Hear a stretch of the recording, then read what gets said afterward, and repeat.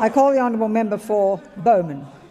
Thank you, Madam Speaker. My question for the Minister for Foreign Affairs: will the Minister update the House on the progress of Operation Bring Them Home? I call the honourable Minister for Foreign Affairs. Thank you, Madam Speaker, and I thank the member for Bowman for his question. I can report to the House that there has been significant progress in identifying the remains of those who were killed when Malaysian Airlines MH17 was shot down over eastern Ukraine on the 17th of July.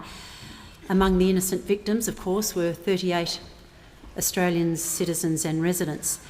The Dutch government, which is leading the efforts to identify the remains pursuant to UN Security Council Resolution 2166, have advised that 183 of the 298 passengers and crew on board have now been identified.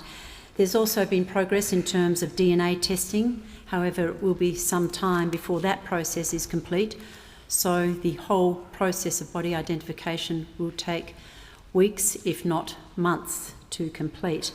To protect the privacy of our families, I won't go into details of the Australian citizens and residents other than to confirm that a significant number have been identified to date.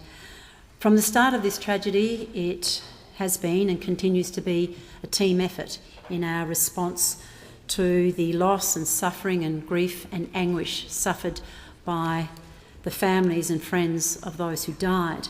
I pay tribute to the work of many dedicated, quite extraordinary Australians who have worked tirelessly to retrieve the remains, investigate the crash, liaise with family members.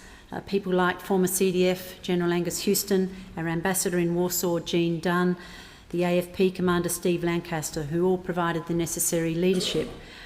Over my 10 days in the Netherlands and Ukraine, after the downing of MH17, I met many of the 500 Australian officials that we sent overseas, including from the Department of Foreign Affairs and Trade, the AFP, Defence and the Air Transport Safety Bureau.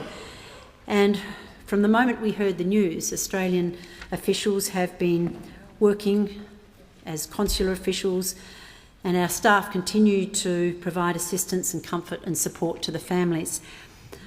I will never forget travelling to Kharkiv, where the train from the crash site carrying the remains of the victims was stationed, and I met a number of Australian officials who were carrying out the grisly but necessary task of body identification, and they were determined to remain there until their task was completed.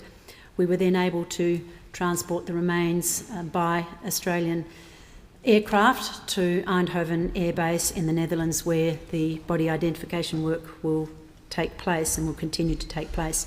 I can assure the House that the government will do all we can to support our families at this tragic time. This Thursday I will meet Dutch Foreign Minister Timmermans at NATO. I will also be meeting with President Poroshenko and Foreign Minister Klimkin, who provided so much support to us as we completed our mission to bring our people home. And we will continue to do everything in our power to ensure that this horrific act is investigated and the perpetrators brought to justice.